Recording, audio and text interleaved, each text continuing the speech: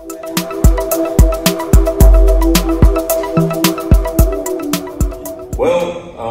all these challenges, I believe, will be discussed in details today during our panel discussions, and I'm looking forward to the interesting and productive discussions and work for today. Thank you very much, ladies and gentlemen, and I would to invite to the stage Christoph Boschan, CEO of Vienna Stock Exchange. Please, Christoph.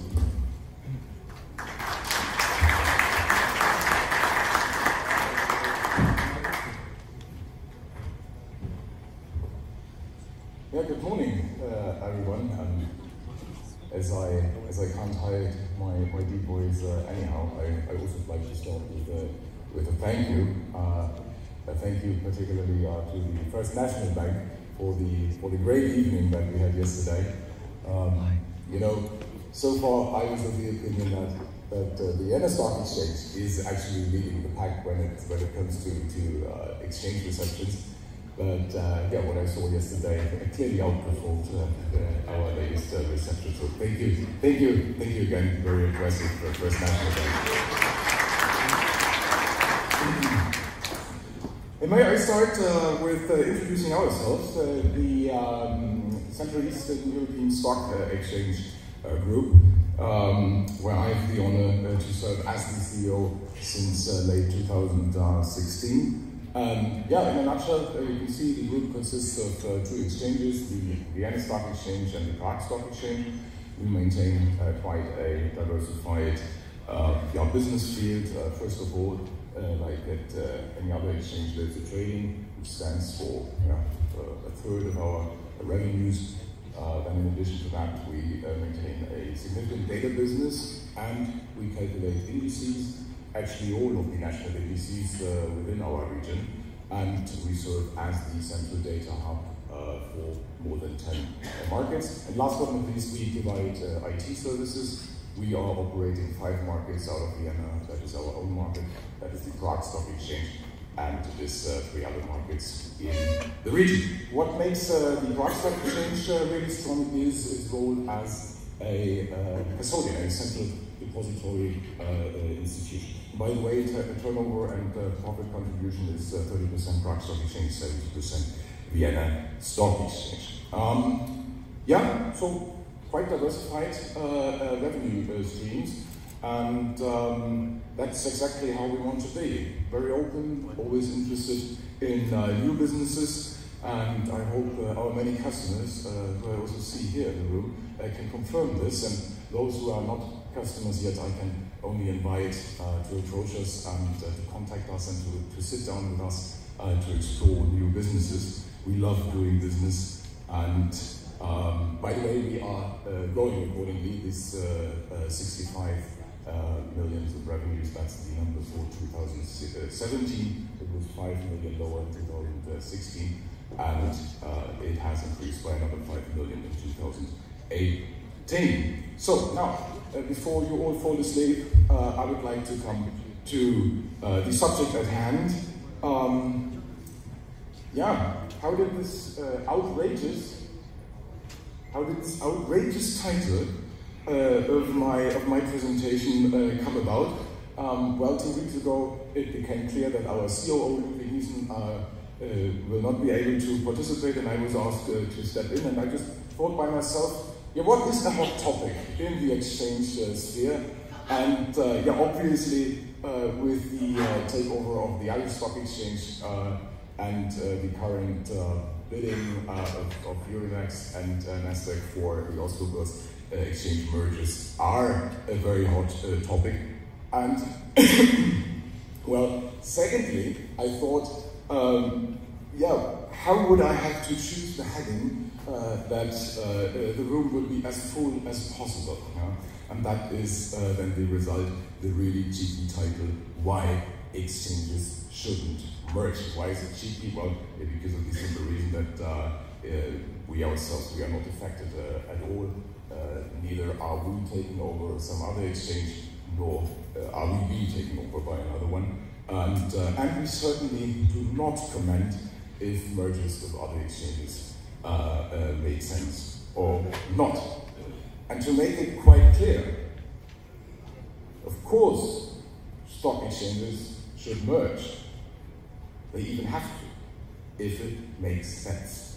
And that is, that should be the content of my speech today, namely to think about the sense of stock market mergers and to think about aspects that are not that much in the forefront. And what is most often in the forefront? Of course, who takes over whom at what price. Of course, stock exchanges are just companies by themselves and the merger follow the usual rules. And if we read correctly, then the price Euronext paid for the Irish Stock Exchange was about 13 times the EBIT. And the current bids, please correct me if I'm wrong, the colleagues from Nasdaq, and the current bids for the Oslo Börse use a multiplier of 14. So applying to us, one simply takes our 2018 EBIT of 35 million multiplied by 14, and then you result in something around €500 million. So far so simple,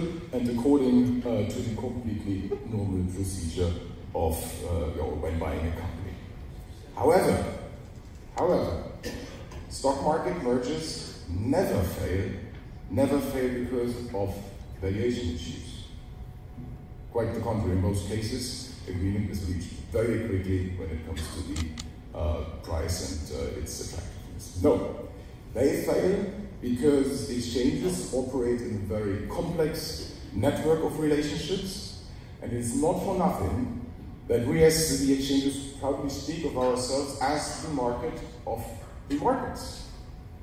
And even if we are rather small in comparison to the banks that are active on our market, we, in most cases, provide the central infrastructure of the respective national market, the respective national financial community. And that's why it makes sense to take a closer look at the network of stock exchanges and the key players. And I've selected four for today. There are, of course, the issuers, the companies that are listed on the exchange and for which the stock exchange plays a more than vital role in their refinancing operations. Then there are the banks, of course, and the financial service providers who appear in different roles, be it in the area of order flow provision, market making, listing partners, and so on and so forth. And last but not least, these key groups are mostly also the main shareholders of the exchanges. And having mentioned the shareholders, there the state comes into play. Depending on the stage of development, the state can also be a decisive shareholder, and even if it is no longer a shareholder, it has a very decisive role, as we will see. And then, of course, last but not least, the investors who trade on the stock exchange. Let's start with the companies listed on the exchange. What is their main interest? What is their main interest when it comes to a stock exchange merger? I think that is very easy to answer. It's liquidity and visibility. So it's basically about the trading volume of their instrument listed on the current exchange and of the future volume that they will see in a merged entity. Understandable, because it's directly decisive for the value of the company and for their refinancing costs.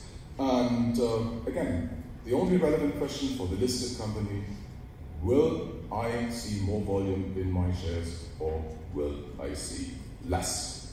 And in the context of mergers, this question is usually answered in a very superficial and very general way. It is mostly simply claimed that, of course, a greater stock exchange group will provide greater visibility.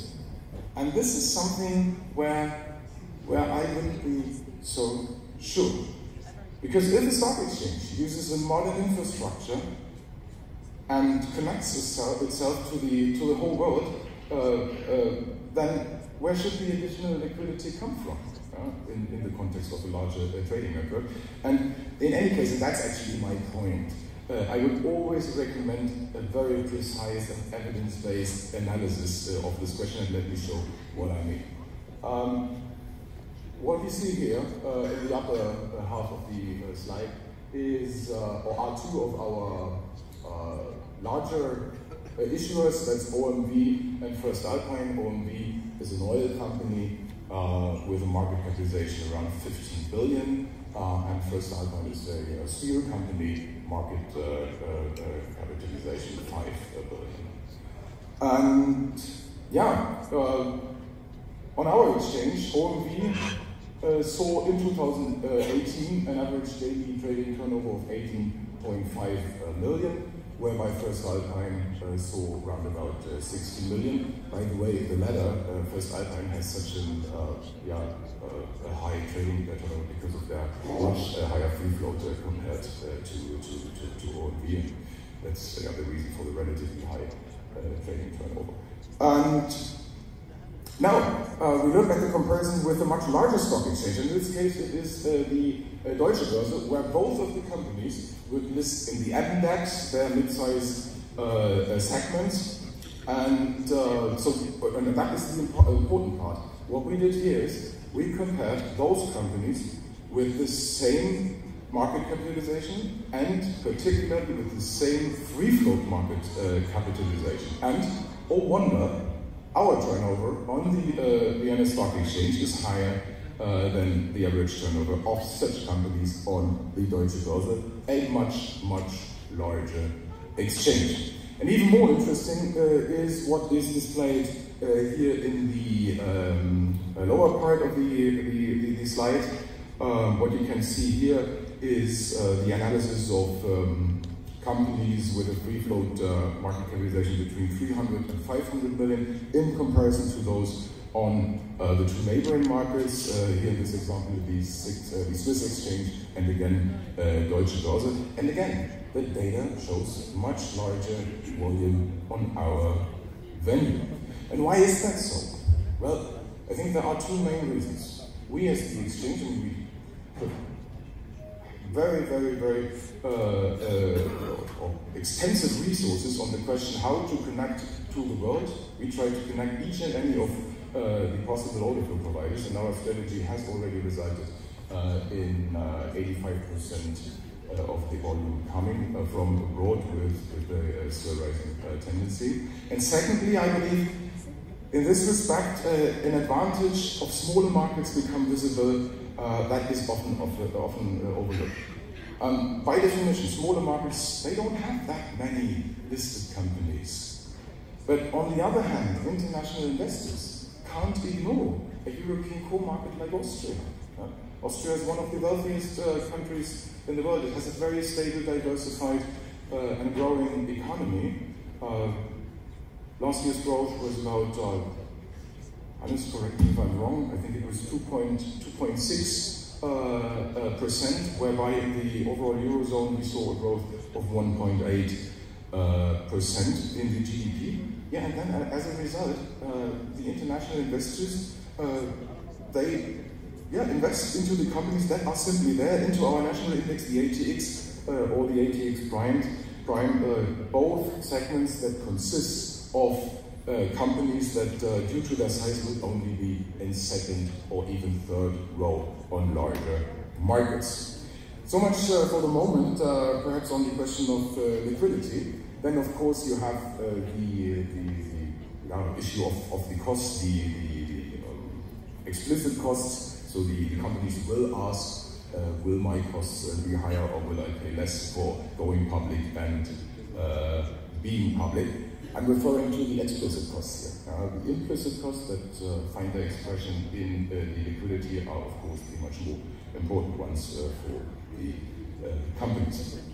When it comes to merging markets, then I find the question of SMEs very interesting, because here, again, I think, and I'm firmly convinced that SME markets find local answers for local needs. We recently experienced this within our group, a relatively small group with great geographical proximity, and we've set up two growth segments, the direct market in Vienna and the start market in Prague. But we had to go for entirely different market models. In Prague, for instance, even the primary market operation is conducted with electronic means, whereby it isn't in Vienna. On the Prague side, we have a very low frequent trading, actually only 4 times a year, whereby in Vienna we offer continuous trading in these shares. You see, again, SME markets provide regional answers to regional needs, and it is crucial for SME companies how these market models will develop, how they will emerge in the context of a merger. Last but not least, of course, the companies naturally ask for service. How approachable is the exchange? And here, our medium size is definitely an advantage. Of course, they look for direct contact with the exchange, and if they don't look for it for, let's say, 3 months, then I look for it personally and ask where I can help. So let me turn to the second most important group, the banks, the financial service providers that are active on the respective exchange. They carry out a lot of transactions in their different roles, and that is the important thing, they occupy a certain place within the competition on this market. And of course, they are interested in where their place in the competition will be in the future. Now, one could think that this question is very simple to answer, as any bank is connected to any marketplace anyhow. That is precisely not the case. What you can see here is the European landscape of exchanges, and what I show here on the horizontal axis are the European exchanges, and what is shown on the vertical axis is the number of trading participants on these exchanges.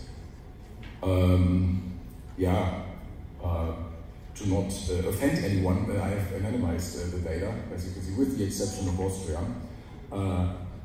And maybe it's not that anonymized, as you can imagine who the 5 big shorts here in the forefront are. The important thing now is that you as an investor, of course you can access each and any of these exchanges. Either your broker is directly connected to the market, or he has a partner through he then routes your order. And the latter is exactly my point. In smaller markets, and by that I mean actually all markets outside the big 5-1, in smaller markets you will have to deal with the phenomenon that there are a handful of dominant players, or even just one, who are not the big international ones. And in these players you will find your most bitter opponents if you do not succeed in convincing them that their business model will remain intact. So the question of the share or stakeholding bank on the respective market is again a very simple one: will my business grow or shrink? And I can only point out with caution that the smaller the market you are dealing with gets, the more different local players will have specialized in the needs of these markets, and those banks have, in most cases, little interest in competing among the big ones in the big markets. It's much more important that we turn to the state.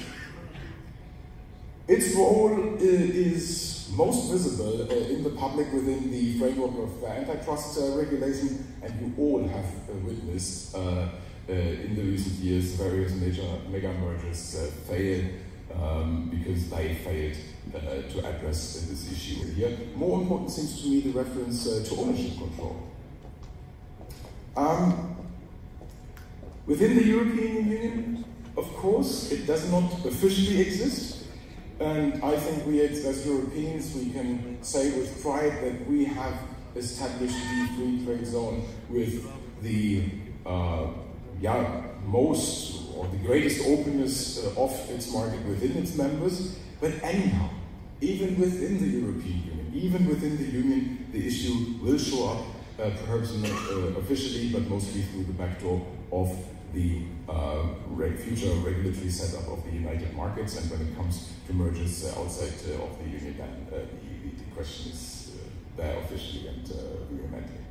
And I have to tell you, in my opinion, I think it makes sense for a state. It makes sense for a state to ask about the future of its capital market, If it's true that stock exchanges are growth engines, and we recently calculated that through for Austria with the help of the university, every single euro invested in an Austrian listed company multiplies by the factor of 2.5 for the overall economy. And if that is true, then a stock exchange merger is nothing less than the transfer of a national asset, a core stock of prosperity to foreign responsibility. And with all right, the state then poses the decisive question from the point of view of the national economy: will the current national value of the stock exchange will it be secured? Will it develop positively or negatively? Last but not least, when it comes to the state, the future role of the national supervision must be dealt with intensively, and as a good citizen, I do not comment on the flexibility of regulators, but let me make one thing very clear. Do not be under any illusions when dealing with regulators in the context of stock exchange mergers, because in one respect, companies and public authorities are completely the same, and that is the instinct of self-preservation. Any future regulatory setup must take that into account. Last but not least, because of the time constraints, I don't want to go too much into details here, but I think, let me just state this, I think the investors, of course, they ask, how will my trading evolve? Will the access to the exchange more easy? Will it be more cost effective or not?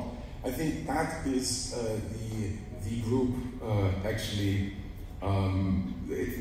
that is the most unproblematic group. In the overall view, the investors are connected to plenty of venues, and of course they have plenty of OTC alternatives at hand too. So, to sum up, why shouldn't stock exchanges join forces? Well, of course they should join forces. They even have to when it makes sense. And it makes sense when other important questions are clarified beyond pure economics. Today I have emphasized three things. That is the central issue of the improvement of the liquidity for the issuers. It is then the bank's role within, or the future role within the competition on the respective markets. And last but not least, the role of the state, which always strives for self-preservation, and which we expect it to do so, whereas about the development of one of its central growth drivers.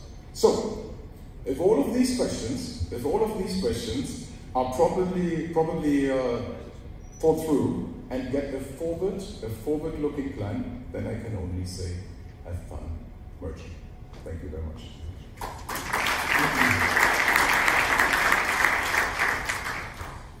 Thank you, Christoph.